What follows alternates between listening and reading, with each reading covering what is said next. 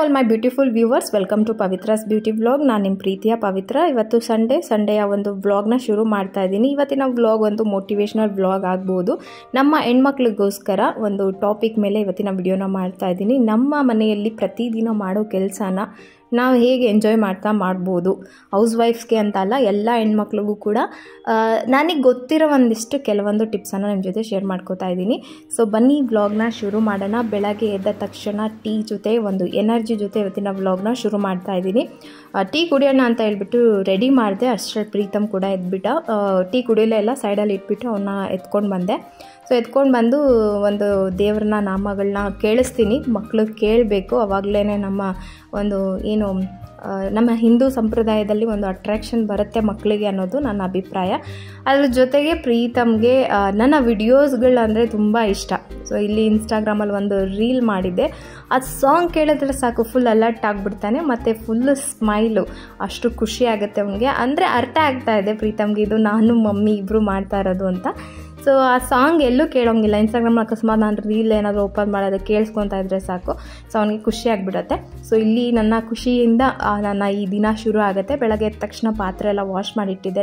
ಇವತ್ತು ಸಂಡೇ ಅಂತ ನೈಟ್ ಏನು ವಾಶ್ ಮಾಡಿರಲಿಲ್ಲ.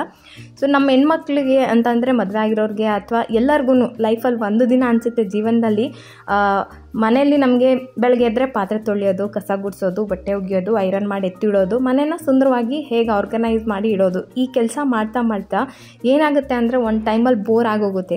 ಸೊ ಎಲ್ಲ ಕೆಲಸ ನಮಗೆ ಫ್ರಸ್ಟ್ರೇಷನ್ ಸ್ಟಾರ್ಟ್ ಆಗಿಬಿಡುತ್ತೆ. ನಮಗೆ ಬೇರೆ ಆಪ್ಷನ್ ಇರಲ್ಲ ಹೆಣ್ಮಕ್ಳಿಗೆ ಅಂತಂದರೆ ನಾವು ಮನೆ ನೋಡಲೇಬೇಕು, ಮನೆಯವ್ರಿಗೋಸ್ಕರ ಕೆಲಸ ಮಾಡಲೇಬೇಕು. ಇದೇ ಅಲ್ವಾ ಹೆಣ್ಮಕ್ಳ ಜೀವನ. ಸೊ ಈ ಕೆಲಸಗಳನ್ನ ಹೇಗೆ ಖುಷಿಯಿಂದ ಎಂಜಾಯ್ ಮಾಡ್ತೀನಿ ಅಂತ ಈ ವಿಡಿಯೋದಲ್ಲಿ ಹೇಳ್ತೀನಿ. ಅಂತಂದರೆ ನನಗೆ ಗೊತ್ತಿರೋದು ಅಷ್ಟೇ ಹೇಳ್ತೀನಿ, ನಾನೇನು ಫಾಲೋ ಮಾಡ್ತೀನಿ ಅದನ್ನು. ಬಿಕಾಸ್ ನಾನೇನು ಎಕ್ಸ್ಪರ್ಟ್ ಅಲ್ಲ ಅಥವಾ ನಂಗೆ ತುಂಬ ಎಕ್ಸ್ಪೀರಿಯೆನ್ಸ್ ಇದೆ ಅಂತಲ್ಲ, ನಂಗೆ ತಿಳಿದಿರೋದನ್ನು ನಿಮ್ಮ ಜೊತೆ ನಾನು ಫಾಲೋ ಮಾಡೋದನ್ನು ಹೇಳ್ತಾ ಇದ್ದೀನಿ. ಸೊ ಈ ಹ್ಯಾಬಿಟ್ಸ್ನ ನಾನು ಫಾಲೋ ಮಾಡ್ತೀನಿ. ಸೊ ಇದರಿಂದ ನನಗೆ ಸ್ವಲ್ಪ ರಿಲ್ಯಾಕ್ಸ್ ಸಿಗುತ್ತೆ. ಯಾಕೆಂದರೆ 4 ಗೋಡೆ ಮಧ್ಯ ಬೆಳಗ್ಗೆಯಿಂದ ನಾವು ಕೆಲಸ ಮಾಡ್ತಾ ಇರ್ತೀವಿ. ಒಂದು ಟೈಮಲ್ಲಿ ಖಂಡಿತ ಎಲ್ಲ ಹೆಣ್ಮಕ್ಳಿಗೂ ಈ ಅನುಭವ ಆಗಿರುತ್ತೆ. ಏನಂತ ಅಂದರೆ ನಾವು ಯಾವಾಗಾದರೂ ಒಂದು ಮೋಟಿವೇಶ್ನಲ್ ಆಗಿ ಈ ಥರ ಕೆಲಸ ಮಾಡೋದನ್ನು ಅಥವಾ ಮಾಡಬಹುದು ಅನ್ನೋದನ್ನು ನೋಡಿದಾಗ ನಾವು ಕೂಡ ಮೋಟಿವೇಟ್ ಆಗ್ತೀವಿ, ಜೋಶ್ ಸಿಗುತ್ತೆ ನಮಗೂ ಕೆಲಸ ಮಾಡೋದಕ್ಕೆ. ಸೊ ಹಾಗಾಗಿ ಈ ವಿಡಿಯೋ ಮಾಡ್ತಾಯಿದ್ದೀನಿ. ಮೊದಲಿಗೆ ಬಂದುಬಿಟ್ಟು ಯಾವಾಗಲೂ ನನಗೆ ಒಂದು ಖುಷಿ ಸಿಗೋದು ಮನೇಲಿ ಏನಪ್ಪ ಅಂತಂದರೆ ಕ್ಲೀನಾಗಿರುವಂತಹ ಕಿಚನ್ ಕ್ಲೀನಾಗಿದ್ದಷ್ಟು ನಮಗೆ ಕೆಲಸ ಮಾಡೋದಕ್ಕೆ ಒಂದು ಮೋಟಿವೇಶನ್ ಸಿಗುತ್ತೆ. ಕಿಚನ್ ಅಂತಲ್ಲ, ಮನೆ ಕ್ಲೀನಾಗಿದ್ದರೆ ಆದಷ್ಟು ಬೇಸಿಕ್ಕಾಗಿ ಕ್ಲೀನ್ ಮಾಡೋದಕ್ಕೆ ಟ್ರೈ ಮಾಡ್ಕೊಳ್ಳೋದು. ಬೆಳಗ್ಗೆ ಎದ್ದ ತಕ್ಷಣ ಕಿಚನ್ ಕ್ಲೀನ್ ಆದರೆ ನಮಗೆ ನೆಕ್ಸ್ಟ್ ಅಡುಗೆ ಮಾಡೋದಕ್ಕಾಗಿರ್ಬೋದು ಅಥವಾ ಮನೆಯಲ್ಲಿ ಒಂಥರ ಎನರ್ಜಿ ಇರುತ್ತೆ ನಮಗೇನೆ. ಸೊ ಇದೇ ಥರ ಆರ್ಗನೈಸೇಷನ್, ಯಾವ ವಸ್ತುನ ಯಾವ ಜಾಗದಲ್ಲಿ ಇಡಬೇಕು ಅದೇ ಜಾಗದಲ್ಲಿದ್ದರೆ ಟೈಮ್ ಸೇವ್ ಆಗುತ್ತೆ ಮತ್ತು ಹುಡ್ಕೋದು ತಪ್ಪತ್ತೆ.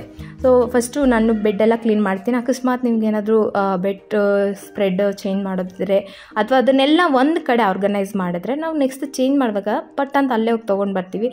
ಬೆಡ್ಶೀಟಲ್ಲೇ ಪಿಲ್ಲೋ ಕವರ್ ಇಟ್ಬಿಡೋದು ಅಥವಾ ಬೆಡ್ಶೀಟನ್ನು ಅಥವಾ ಬ್ಲ್ಯಾಂಕೆಟನ್ನು ಯಾವ ಜಾಗ ಮಾಡಿಟ್ಟಿರ್ತೀವೋ ಆ ಜಾಗದಲ್ಲಿ ಇಡೋದು.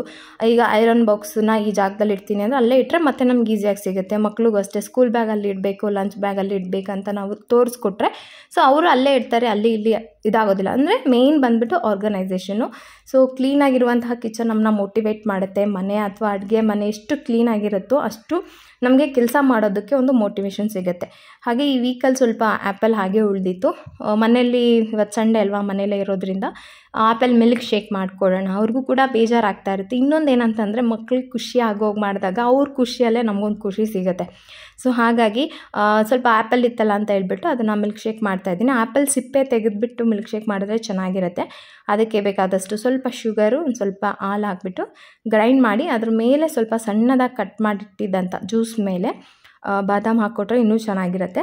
ಸೊ ಹಾಗಾಗಿ ರೆಡಿ ಆಯಿತು. ನನ್ನ ಮಗಳಿಗೆ ತುಂಬ ಟೇಸ್ಟಿಯಾಗಿತ್ತು, ತುಂಬ ಚೆನ್ನಾಗಿರುತ್ತೆ. ಬೇರೆ ಏನು ಹಾಕಿಲ್ಲ, ಆ್ಯಪಲ್ ಅಷ್ಟೇ ಹಾಕಿರೋದು. ತುಂಬ ಇಷ್ಟಪಟ್ಟು ಕುಡಿದ್ರು. ಅವ್ರ ಖುಷಿಯಲ್ಲಿ ನಮ್ಮದೊಂದು ಖುಷಿ ಸಿಗುತ್ತಲ್ವ. ಸೊ ಹಾಗಾಗಿ ಅಲ್ಲಿಂದ ನಮಗೆ ಕೆಲವೊಂದಿಷ್ಟು ಗುಡ್ ವೈಬ್ಸ್ನ ಕ್ರಿಯೇಟ್ ಮಾಡೋದು. ಅಂದರೆ ಮನೆಯಲ್ಲಿ ಒಂದು ಏನೋ ಒಂದು ಮಾಡಿದ್ರೆ ನಮಗೆ ಖುಷಿ ಸಿಗುತ್ತೆ ಅನ್ನೋದಾದರೆ ಆ ಕೆಲಸನ ಮಾಡಬೇಕು ಅಂತಂದರೆ, ಈಗ ಗಿಡ ಹಾಕೋದಿರ್ಬೋದು, ಅದನ್ನು ಬೆಳೆಸೋದಿರ್ಬೋದು, ಹೆಣ್ಮಕ್ಳಿಗೆ ತುಂಬ ಇಷ್ಟ ಆಗುತ್ತೆ. ಯಾಕೆ ಅಂತಂದರೆ ಅದರಿಂದ ಮನೆ ಕೂಡ ಚೆನ್ನಾಗಿರುತ್ತೆ. ತುಂಬ ಸ್ಪೇಸ್ ಇದ್ದರೆ ಇನ್ನೂ ಚೆನ್ನಾಗಿ ಮಾಡ್ಕೋಬೋದು, ಅಥವಾ ಇರೋ ಸ್ಪೇಸಲ್ಲಿ ಏನು ಮಾಡೋಕ್ಕಾಗುತ್ತೋ ಹಾಗೆ ಮಾಡ್ಕೋಬೋದು. Create good vibes. ಸೊ ಇದರಿಂದ ನಮಗೆ ಏನೋ ಒಂದು ಎನರ್ಜಿ ಸಿಗುತ್ತೆ. ಒಂದು ರಿಲ್ಯಾಕ್ಸ್ ಆಗುತ್ತೆ, ಏನೋ ಒಂದು ಈ ಕೆಲಸ ಮಾಡೋದ್ರಿಂದ ನಮಗೆ ರಿಲ್ಯಾಕ್ಸ್ ಸಿಗುತ್ತೆ ಅನ್ನೋದಾದರೆ ಆ ಕೆಲಸನ ಮಾಡಿ. ಅಂದರೆ ನಿಮ್ಮ ಹಾಬಿ ಏನಾದರೂ ಸರಿ, ನಿಮಗೆ ಏನಾದರೂ ಹಾಬಿ ಇದೆ ಅಂದರೆ ಅದನ್ನು ಮಾಡೋದ್ರಿಂದ ಕೂಡ ನಿಮಗೆ ಮನೆಯಲ್ಲಿ ಕೆಲಸ ಬೋರ್ ಆಗೋದಿಲ್ಲ. ಅಂದರೆ ಒಂದು ಸ್ವಲ್ಪ ರಿಲ್ಯಾಕ್ಸ್ ಬೇಕು, ನನಗೆ ರೆಸ್ಟ್ ಬೇಕು ಅನ್ಸಾಗ ನಿಮ್ಗೆ ಇಷ್ಟವಾದ ಕೆಲಸನ ನೀವು ಮಾಡ್ಕೋಬೋದಲ್ವ. ಸೊ ಹಾಗಾಗಿ ನಾನು ಈ ಕೆಲಸನ ಮಾಡ್ತೀನಿ. ಅದ್ರ ಜೊತೆಗೆ ನನಗೆ ಟೈಲರಿಂಗ್ ಅಂದರೆ ತುಂಬ ಇಷ್ಟ, ಅದರೊಳಗೆ ಏನಾದರೂ ಮಾಡೋಕ್ಕೆ ಟ್ರೈ ಮಾಡ್ತೀನಿ. ಸೊ ಅದ್ರ ಜೊತೆಗೆ ಕ್ಲೀನಾಗಿರೋ ಅಂಥ ಡ್ರೆಸ್ ಅಥವಾ ಚೆನ್ನಾಗಿ ಕಾಣಿಸೋವಂಥ ಡ್ರೆಸ್ಸು, ನಮಗೆ ಕಂಫರ್ಟಬಲ್ ಆಗಿರೋವಂಥ ಡ್ರೆಸ್ ಹಾಕೋದ್ರಿಂದ ಕೂಡ ನಾವು ಖುಷಿ ಆಗ್ತೀವಿ. ತುಂಬ ಜನ ಅಯ್ಯೋ ಮನೇಲೇ ಇರ್ತೀವಲ್ಲ, ಮನೇಲಿ ಯಾರು ನೋಡೋದಕ್ಕೋಸ್ಕರ ನಾವು ರೆಡಿ ಆಗಬೇಕಂತ, ಯಾರೋ ನೋಡೋದಕ್ಕೋಸ್ಕರ ಅಲ್ಲ, ಬೇರೆಯವ್ರಿಗೋಸ್ಕರ ಅಲ್ಲ, ಅದು ನಮಗೋಸ್ಕರ ರೆಡಿ ಆಗಬೇಕು. ಕಾಸ್ಟ್ಲಿ ಬಟ್ಟೆ ಹಾಕಿ ಕೆಲಸ ಮಾಡಿ ಅಂತ ಅಲ್ಲ ನಾನು ಹೇಳ್ತಾ ಇರೋದು, ನಿಮಗೆ ಕಂಫರ್ಟಬಲ್ ಆಗಿರಬೇಕು, ನಿಮಗೆ ಚೆನ್ನಾಗಿ ಅನಿಸ್ಬೇಕು. ಸೊ ನಿಮಗೆ ಒಂದು ರೀತಿ ಪಾಸಿಟಿವ್ ಎನರ್ಜಿ, ಗುಡ್ ವೈಬ್ ಸಿಗುತ್ತೆ ಈ ಥರ ಇರೋದ್ರಿಂದ. ಸೊ ಹಾಗಾಗಿ ಆದಷ್ಟು ನೀವು ಮನೇಲೇ ಇದ್ದೀನಲ್ವಾ ಬಿಡಿ ಹೆಂಗಿದ್ರು ನಡೆಯುತ್ತೆ ಅನ್ನೋದಕ್ಕಿಂತ ಒಂದು ಚಿಕ್ಕ ಪುಟ್ಟ ಚೇಂಜಸ್ಸಿಂದ ನಿಮಗೆ ಬೋರ್ ಆಗೋದಿಲ್ಲ, ಮನೇಲಿ ಇರೋದಕ್ಕಾಗಲಿ ಮನೇಲಿ ಕೆಲಸ ಮಾಡೋದಕ್ಕಾಗಲಿ ಬೋರ್ ಅನಿಸೋದಿಲ್ಲ. ಸೊ ಹಾಗಾಗಿ ಕ್ರಿಯೇಟ್ ಗುಡ್ ವೈಬ್ಸ್, ನಿಮಗೆ ಹಾಬೀಸ್ ಏನಿದೆ ಅದನ್ನು ಮಾಡಿ. ಅದ್ರ ಜೊತೆಗೆ ಈ ಒಂದು ಬದಲಾವಣೆಯಿಂದ ನಿಮಗೆ ಖಂಡಿತ ಒಂದು ಏನು ಪಾಸಿಟಿವ್ ಎನರ್ಜಿ ಸಿಗುತ್ತೆ, ಹ್ಯಾಪಿಯಾಗಿರ್ತೀರ ಮನೆಯಲ್ಲಿ. ಅದ್ರ ಜೊತೆಗೆ ನಾನು ಹೇಳಿದ್ನಲ್ಲ, ನಿಮಗೆ ಹಾಬಿ ಏನಾದರೂ ಇದ್ದರೆ ಅದನ್ನು ಫಾಲೋ ಮಾಡಿ. ಯಾವಾಗಾದರೂ ಬೋರ್ ಆಯಿತು ಮಾಡಿ, ಯಾವಾಗಲೂ ಮನೆ ಕೆಲಸ ಮಾಡಿ ಬೋರ್ ಆಯಿತು ಅಂತಂದರೆ, ಸೊ ಈ ಫಿಶ್ ಟ್ಯಾಂಕ್ ಓಪನ್ ಆಗಿರೋದ್ರಿಂದ ನನಗೇನೋ ಒಂಥರ ಚೆನ್ನಾಗಿ ಕಾಣಿಸ್ತಾ ಇಲ್ಲ ಅನ್ನಿಸ್ತು. ಸರಿ ಅದಕ್ಕೆ ಕರ್ಟನ್ ಥರ ಏನಾದರೂ ಮಾಡೋಣ ಅಂತ ಅಂದ್ಕೊಂಡು ಮಾಡ್ತಾಯಿದ್ದೆ. ಅಂದರೆ ಏನೋ ಒಂದು ಪ್ರಯತ್ನ ಮಾಡ್ತೀನಿ, ಅದು ಚೆನ್ನಾಗೂ ಬರ್ಬೋದು ಅಥವಾ ಚೆನ್ನಾಗಿ ಬರ್ದಲೇ ಇರ್ಬೋದು, ಬಟ್ ಟ್ರೈ ಮಾಡಿದ್ರೆ ಏನೂ ತಪ್ಪಿಲ್ಲ, ಅದರಿಂದ ಇನ್ನೊಂದು ಒಳ್ಳೆ ಕ್ರಿಯೇಷನ್ಸ್ ಉಟ್ಕೊಳ್ಳುತ್ತೆ ಅಲ್ವಾ. ಸೊ ಹಾಗಾಗಿ ಆಮೇಲೆ ಸ್ವಲ್ಪ ಪ್ರೆಗ್ನೆಂಟಲ್ಲಿ ಇದ್ದಿದ್ದ ಡ್ರೆಸ್ಗಳೆಲ್ಲ ತುಂಬಾ ಟೈಟ್ ಆಗಿತ್ತು, ಅದನ್ನೆಲ್ಲ ಕೂಡ ಸ್ಟಿಚ್ ಮಾಡ್ಕೊತೀನಿ. ಸೊ ಇದರಿಂದ ನನಗೆ ನೆಕ್ಸ್ಟ್ ಡ್ರೆಸ್ ಹಾಕುವಾಗ ಮತ್ತೆ ಅದನ್ನು ಇದು ಮಾಡೋಕ್ಕಾಗಲ್ಲ, ಬೆಟರಾಗಿ ಅನ್ನಿಸ್ತು. ನನಗೆ ಅಷ್ಟು ಪರ್ಫೆಕ್ಟ್ ಅನಿಸಿಲ್ಲ ಇದು. ಓಕೆ, ನೆಕ್ಸ್ಟು ಇನ್ನೊಂದು ಥರ ಮಾಡೋಣ ಅಂತ ಅಂದ್ಕೊಂಡೆ. ಈ ಥರ ಪ್ರಯತ್ನ ಬಿಡೋದು ಬೇಡ. ಅದಾದಮೇಲೆ ನೆಕ್ಸ್ಟು ನನಗೆ ಒಂದು ಹ್ಯಾಪಿ ಕಾರ್ನರ್ ಅಂತ ಅಂದರೆ ಈ ಜಾಗ ಬಾಲ್ಕನಿಯಲ್ಲಿ ಅಥವಾ ಈ ಸ್ವಿಂಗ್ ಚೇರ್ ಮೇಲೆ ಕೂತ್ಕೊಂಡ್ರೇ ನನಗೇನೋ ಒಂಥರ ಖುಷಿ ಸಿಗುತ್ತೆ.